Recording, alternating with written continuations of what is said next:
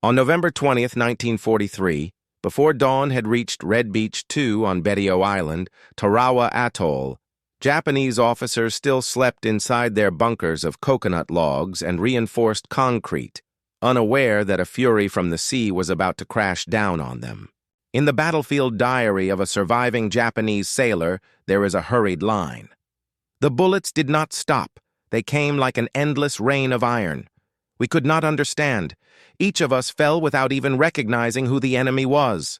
6:23. The red sands suddenly erupted into columns of smoke and arcing sprays of sand, precisely over the Japanese fighting positions. These geyser-like bursts, survivors later recalled, seemed driven by an invisible machine, striking every shelter they had thought safe. Through the firing slit of a palm log bunker, a Japanese Marine saw an American soldier crawl toward them, clutching what at first looked like an oversized rifle, but in fact was a Browning automatic rifle, BR.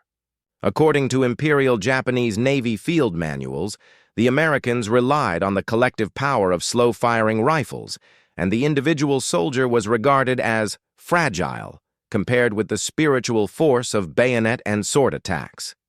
Yet, one single American non-commissioned officer, Staff Sergeant William Dean Hawkins, armed with a 19-pound bar capable of firing 300-650 rounds per minute, would prove otherwise. In the hours that followed, 4,500 Japanese troops on Tarawa would face an unprecedented onslaught for 76 continuous hours. The bar, designed by John Browning in 1917 and mass-produced by factories such as the New England Small Arms Corporation and even IBM, was more than an automatic rifle. It was the materialization of American industrial firepower, allowing each infantry squad to become a mobile fire unit capable of defeating traditional defensive formations the Japanese believed impregnable. A 20-round magazine could be emptied in as little as 3 seconds, and in those seconds the entire Japanese theory of war, shaped by victories against China and Russia, would be rendered obsolete. While the Japanese prepared for their final moments inside their bunkers, Hawkins's bar fired the first volleys. 30 EO-6 rounds tore through earth, wood, and reinforced concrete, ricocheting inside shelters to create a deadly honeycomb from which there was no escape. Within 20 minutes, Hawkins's reconnaissance and sniper element had cleared 3 heavily fortified Japanese positions, opening the Tarawa battle with a single message: industrial firepower outstrips warrior spirit. The Japanese officers did not yet understand that they were witnessing the collision of 2 cultures of war.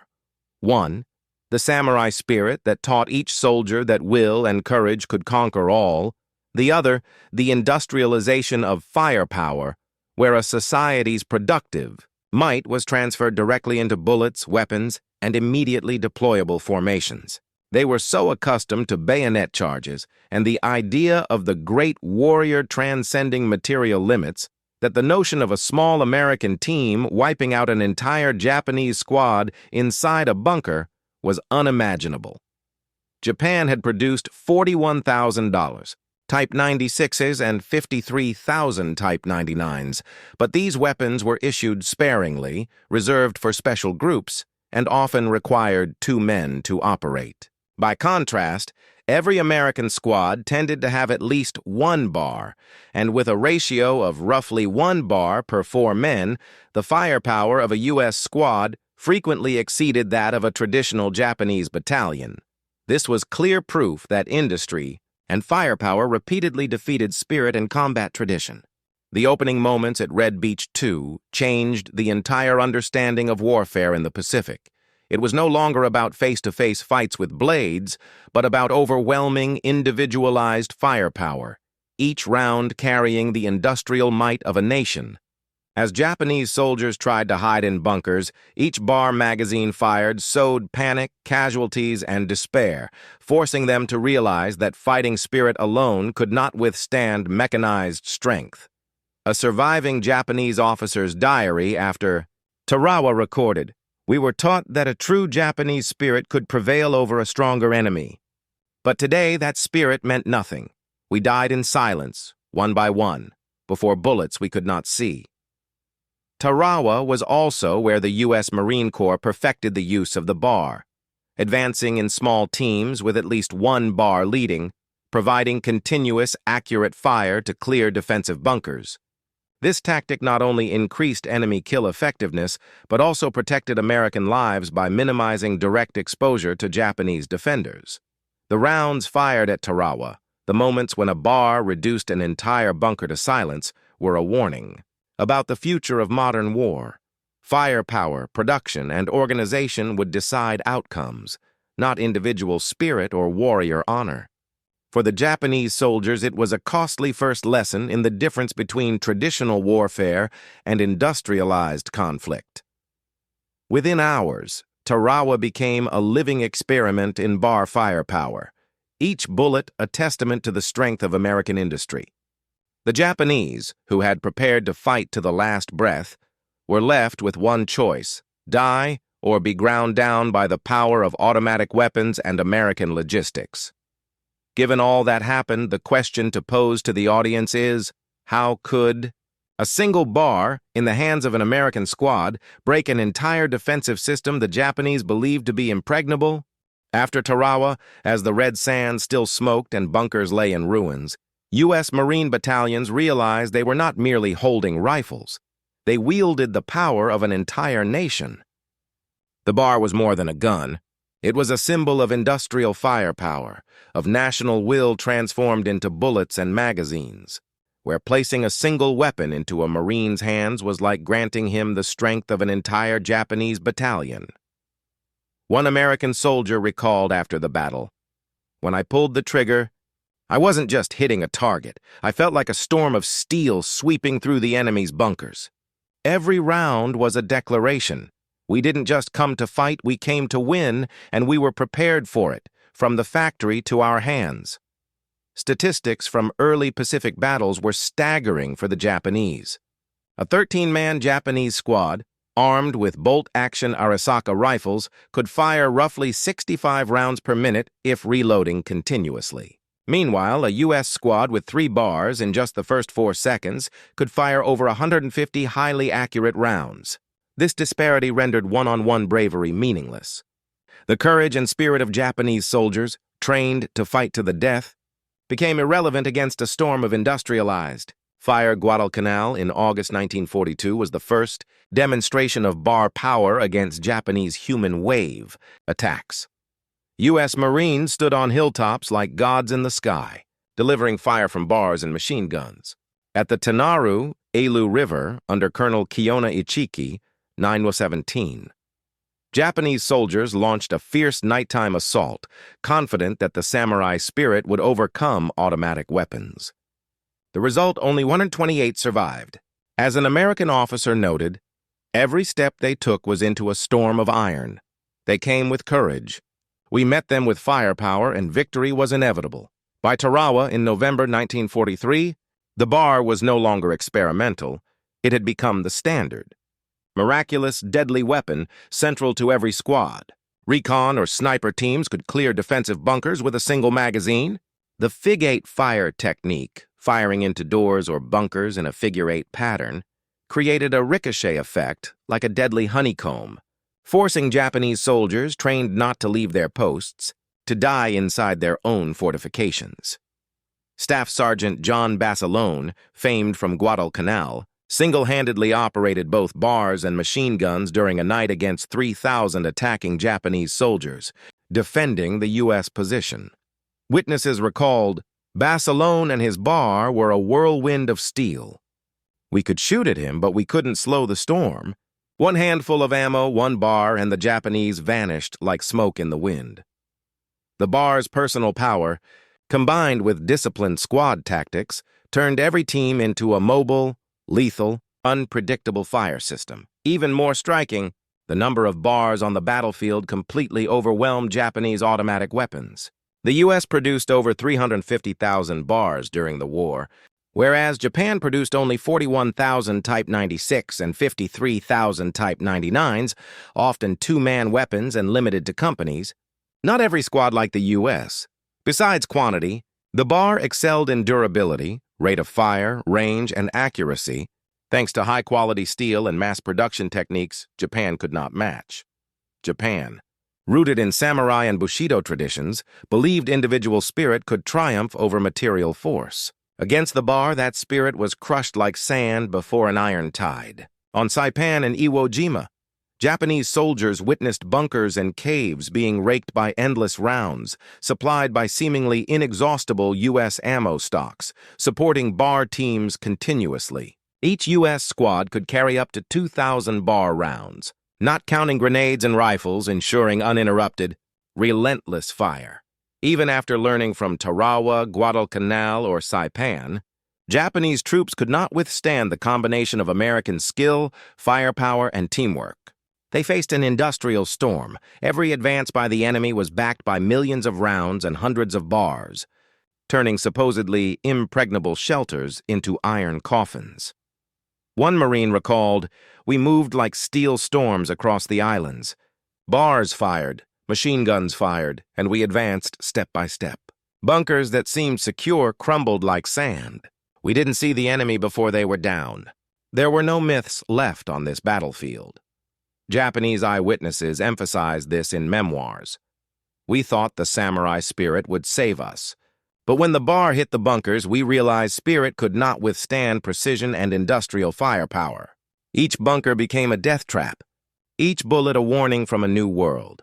At Purple Heart Ridge, Saipan, bars protected wounded comrades while maintaining continuous fire, proving the bar was not just a weapon but a symbol of Marine combined strength. Over 3 weeks, U.S. Navy's 2nd Division fired 8.7 million .30-06 rounds, mostly through bars and machine guns, while Japanese forces could only rely on limited numbers and spirit. These figures were overwhelming and psychologically crushing. Continuous machine gun fire, bars firing magazines in precise rhythm, and the walk-fire tactic, firing while advancing, rendered all shelters, hills, and bunkers meaningless.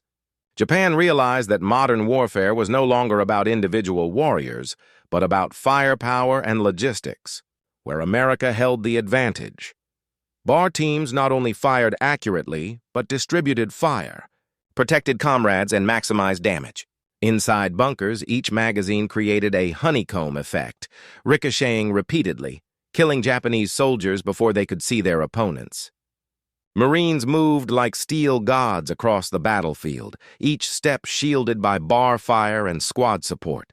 The gap was not only in weapons, but also in morale and pride. One soldier wrote, "The bar was more than a gun. It was pride, the reason we confidently advanced while hundreds of Japanese hid in caves and bunkers, thinking they controlled the fight. They were wrong. American strength, speed, and spirit overwhelmed everything. For the Japanese, each battle became a recurring nightmare, where tradition and spirit were crushed under industrialized firepower. For the Americans, the bar and coordinated tactics represented pride, guaranteed victory, and proof of the power of industrialized warfare." In the early dawn of November 22, 1943, U.S. Marine battalions on Tarawa faced a new challenge: the Japanese complex bunkers and cave systems. These were no longer simple exposed bunkers like at Guadalcanal.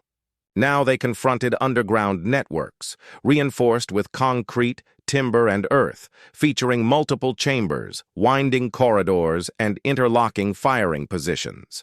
This represented the pinnacle of Japanese defense, where every frontal attack had been anticipated and had already claimed hundreds of American lives. What stunned the American officers was not just the structure of the fortifications, but the enemy's tactical blindness to bar firepower. A U.S. sergeant recorded in his diary, "We looked into the caves. We knew the Japanese had prepared for everything except what we brought. They believed spirit would overcome guns. They were fatally wrong." The bar was now used in specialized tactics, each weapon positioned about 25 yards from the cave entrance, firing continuously in a figure-8 pattern, creating a deadly honeycomb effect in confined spaces. 30.06 rounds ricocheted across walls, floors, and ceilings, turning every room into a death trap. Japanese soldiers, trained to hold their positions and fight to the death, were crushed within their own tunnels, before they could fire back. This scenario first occurred at Tarawa, but by Saipan and Tinian, the U.S. had standardized the bar-up-front technique. Each squad had at least one bar, sometimes two or three, leading every assault. The Japanese were bewildered by a force they could not comprehend, a small, agile U.S. team delivering continuous, precise fire that obliterated what had seemed like impregnable defenses. A Japanese officer at Saipan recalled, "We built the caves like fortresses, with interlocking fields of fire, each room covering the other. But those Americans needed only a few bars, and every room became a death trap. There was nowhere to hide. Our faith, our morale, meant nothing." American technological and tactical superiority was evident in the combination of bars, grenades, and rifles. While Japanese forces relied on warrior spirit and individual skill, bar teams deployed synchronized fire, halting counterattacks and leaving the enemy stunned and fearful. This superiority was not just in rate of fire or lethality, but in mobility, continuous repositioning, and control over the entire assault terrain. A prime example was Iwo Jima, February 1945, where approximately 21,000 Japanese troops under General Kuribayashi had built an 11-mile-long cave network spanning the entire island. They believed any assaulting unit could be stopped by bombs, artillery, or grenades, but had never faced the continuous, precise, and mobile bar attacks. Every advance by the Marines rationalized firepower, targeting even the safest-looking caves. Room by room, bunker by bunker, they were swept by 30-06 rounds, forcing the Japanese into absolute terror. A former U.S. soldier recalled, "I will never forget stepping into a bunker on Iwo Jima. Each round from the bar ricocheted, creating dry explosions, blood and dirt flying everywhere. We advanced slowly but steadily. No doubt remained. Bar had made warfare almost a mechanical calculation." At Okinawa, the situation intensified. The Japanese, having learned from Tarawa, Saipan, and Iwo Jima, prepared the strongest defenses in the Pacific. The 32nd Army, with 130,000 troops, reinforced bunkers and cave networks, interlocking fields of fire and deadly tactics. They expected the Americans to tire, run out of ammo, and attack piecemeal. But they overlooked one thing. U.S. industrial logistics exceeded all expectations. Each American battalion carried thousands of bar rounds, continuously resupplied through an immense logistical system, ensuring relentless firepower. The Japanese sense of bewilderment is well documented. A soldier at Okinawa wrote, "We thought our bunkers, tactics, and spirit would keep us alive. But the bar sounded everywhere. No shelter mattered. We were prey in a maze with no escape. American tactics went beyond firing at entrances. Bars were combined with smoke and white phosphorus grenades, blinding the enemy while guiding the assault. The Japanese, accustomed to concentrated attacks and waiting for opportunity, were overwhelmed by continuous, pervasive, unpredictable force. They began to realize that modern warfare relied not on individual skill or courage, but on industrial strength and integrated tactics." Throughout the Iwo Jima campaign, Marines noted, "We moved from bunker to bunker. Each bar was a storm. We advanced slowly but precisely, one round at a time. The Japanese couldn't react, couldn't fire back. Nowhere was safe, not even the positions they believed most secure." Superior technology, tactics, and logistics forced the Japanese to question every defensive plan. They had once believed caves were last strongholds, but now each bunker became a death cage under bar fire. Their shock and confusion weakened their resolve. While every step of the Marines was reinforced by confidence in firepower and supply, this reality was stark at Okinawa. Japanese soldiers had limited ammunition, roughly 100 rounds each for the entire battle, while U.S. troops could fire thousands daily without concern. The disparity was not only in lethal output, but also in relentless psychological pressure, forcing even elite warriors to hesitate. As an American officer wrote, "The bar is not just a gun. It is a firewall, a storm of steel, a symbol of industry and coordinated tactics. Every step we took taught the enemy a painful lesson. Spirit cannot overcome industry." They were bewildered, stunned, and dying in the maze they created. From Tarawa, Saipan and Iwo Jima to Okinawa, all battles demonstrated one truth. No Japanese spirit or tactic could withstand the bar combined with American industrial logistics. Each advance was a fusion of individual strength, automatic firepower, and flawless supply, transforming war from a contest of courage into a calculation of industry and firepower. On the morning of June 15, 1944, as the first sunlight broke over Saipan, deafening explosions from the southern beaches shook the air. Over 31,000 Japanese troops under Lieutenant General Yoshitsugu Saito stood in caves and bunkers reinforced in the preceding months, confident that they occupied an impregnable fortress. They had learned from the defeat at Tarawa, constructing interlocking firing rooms, spiral passageways, and infantry-resistant defenses, but they had not anticipated the overwhelming firepower of the bar, a technology they had never seen on such a scale. Within the first few minutes, a regiment-sized U.S. formation advanced in steady cadence, bars leading the way, guns firing continuously. Each cave exit obliterated, creating an unpredictable storm of ricocheting rounds. The steady roar of bars pounded against concrete walls, bounced off floors, ceilings, and shattered stone, wounding or killing anyone inside. A Japanese soldier's diary recorded, "We didn't have time to comprehend." Every explosion felt like a meteor striking. Once again, spirit, courage, all plans evaporated. In the first 3 hours, U.S. battalions destroyed 3 main defensive lines, inflicting thousands of casualties. Battlefield records note that on the first day alone, 3,500 Japanese soldiers were killed, while the Americans lost about 500. These figures reflect the staggering firepower disparity. A single U.S. squad with 3 bars could fire over 50 rounds per minute, far exceeding the combined output of a Japanese platoon armed with Arasakas and a Type 96 machine gun. As the assault moved deeper into Purple Heart Ridge, bars led the advance, firing in figure-8 patterns, each gun discharging around 20 rounds per pass, turning cave corridors into deadly traps. One U.S. soldier described, "Every room, every tunnel was like a living honeycomb. One shot into a corner and 10 bodies fell, moans everywhere.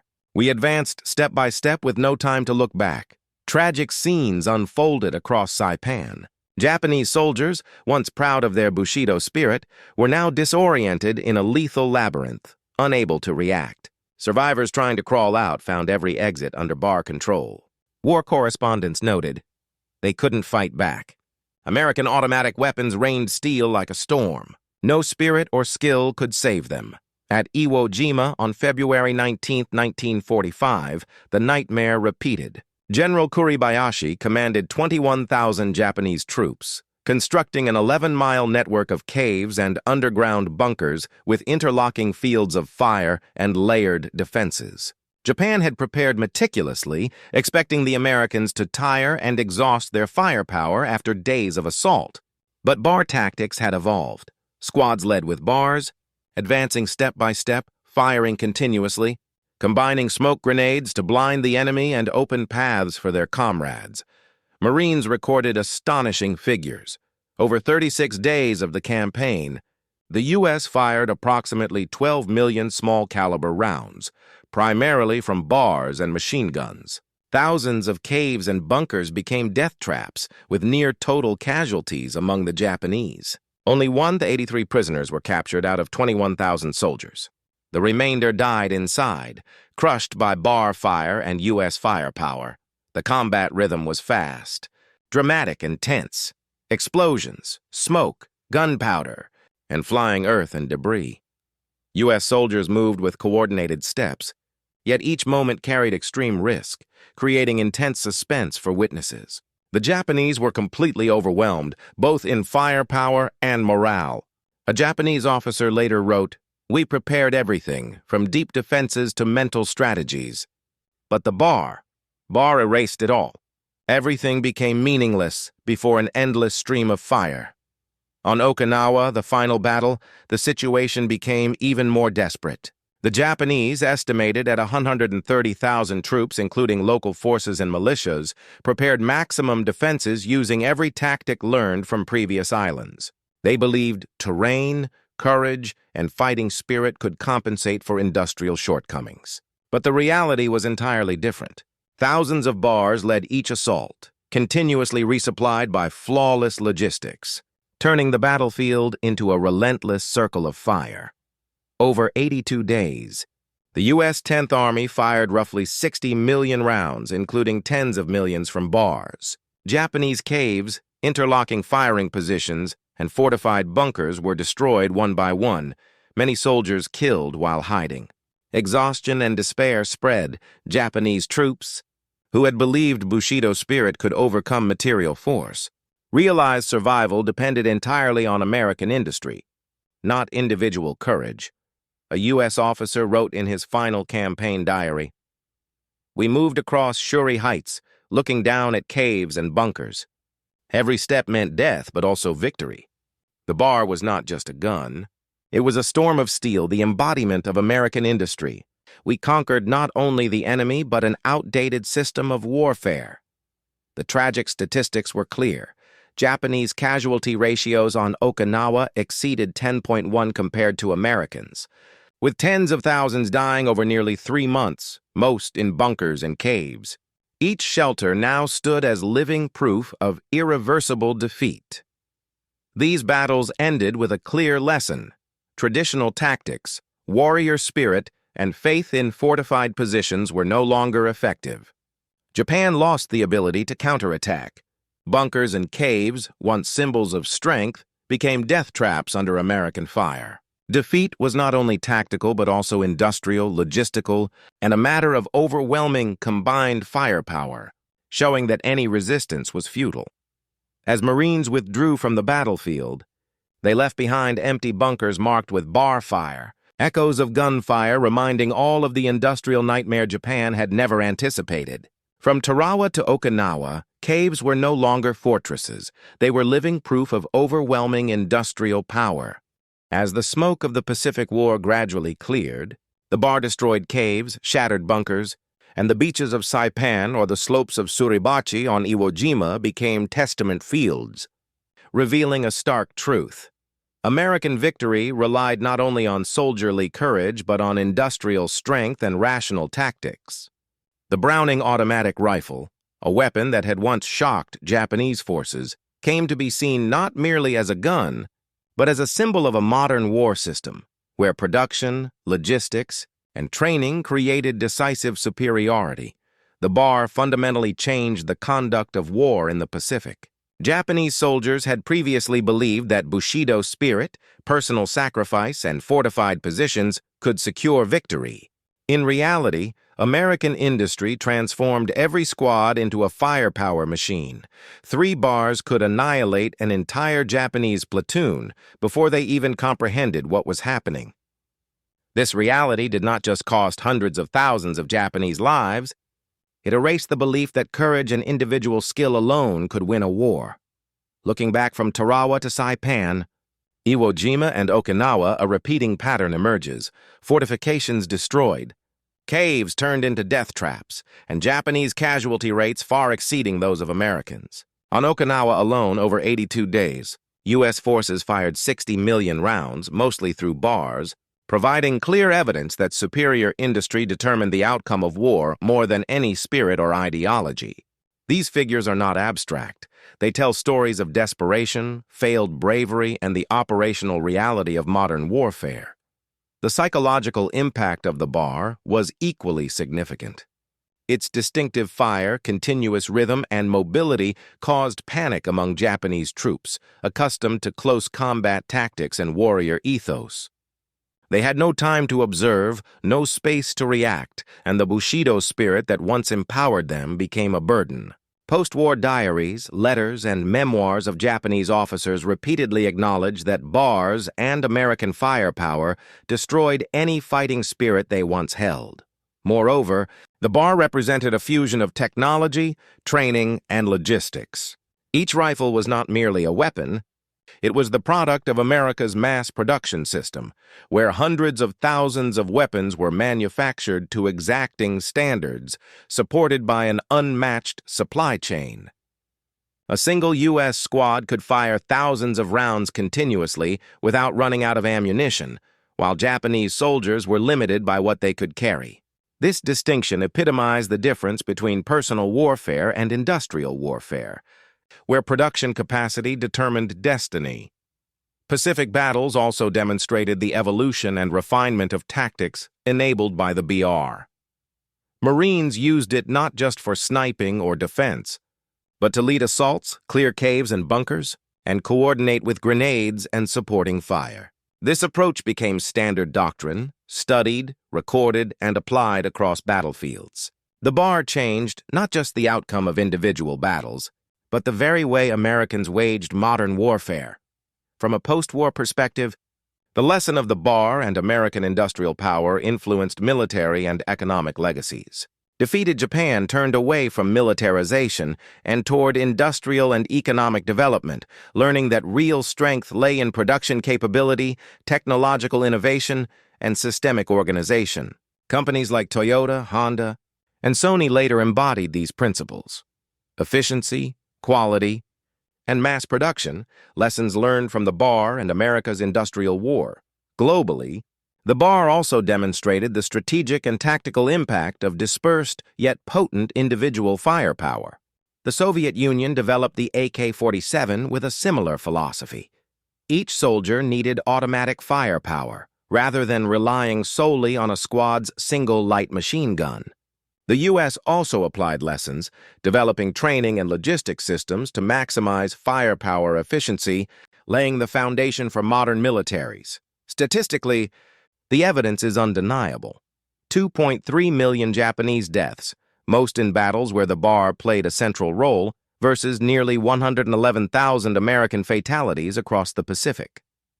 That is a ratio exceeding 20.1, achieved not through spirit or individual strategy, but through industrial strength combined with effective tactics. The BR became an emblem, a living testament to the shift from traditional warfare to industrial warfare, from personal weaponry to systemic power.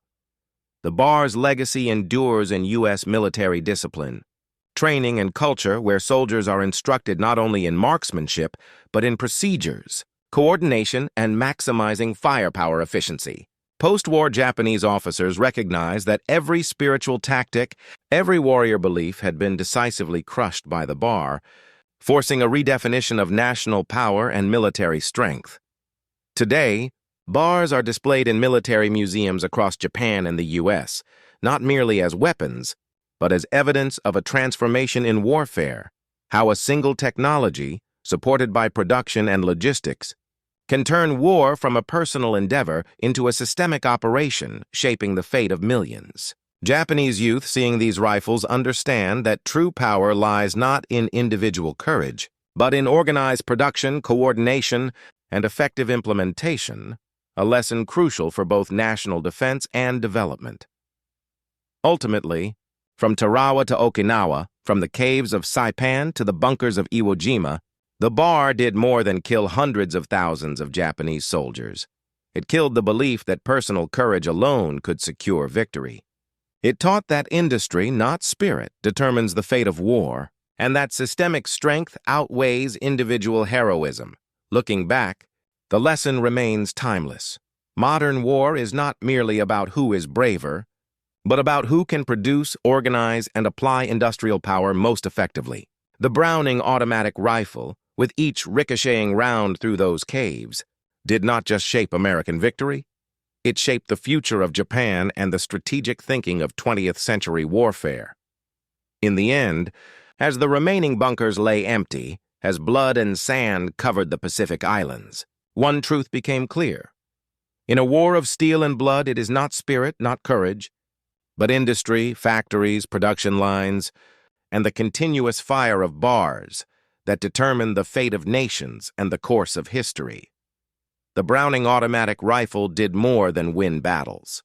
It taught the world a lesson in industrial power, demonstrating how a single weapon, supported by production and logistics, can transform war from a personal struggle into a systemic operation and turn tactics into history.